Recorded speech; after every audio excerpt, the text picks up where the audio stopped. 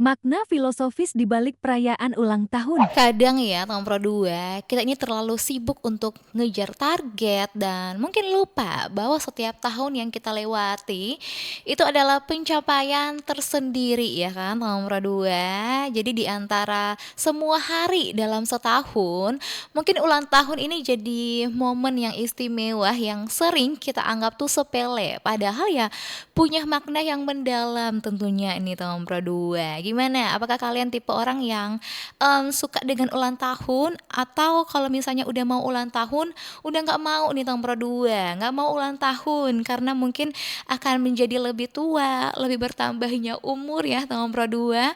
Nah, ulang tahun kan bukan cuma soal menambah umur ya kan, tapi momen yang keren buat refleksi, syukuran juga, dan ngerayain sejauh mana sih kamu udah berkembang nih tahun Pro 2.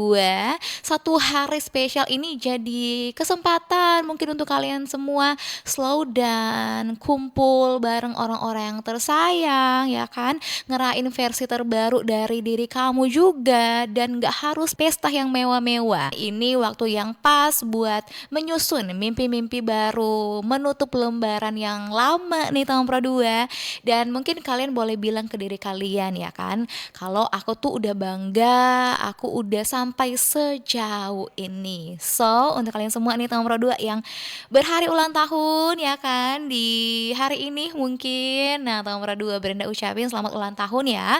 Semoga sehat-sehat, kebahagiaan juga selalu mengelilingi kalian semua, dan semoga apapun yang kalian cita-citakan, apapun harapan kalian semua boleh tercapai di tahun ini. Dan ternyata ini juga ya, hari ini juga adalah ulang tahunnya Kota Manado. Jadi selamat ulang tahun ya kan untuk Kota Manado tercinta. Semoga makin kece, semoga juga makin rukun juga, dan makin maju juga. We love you Manado.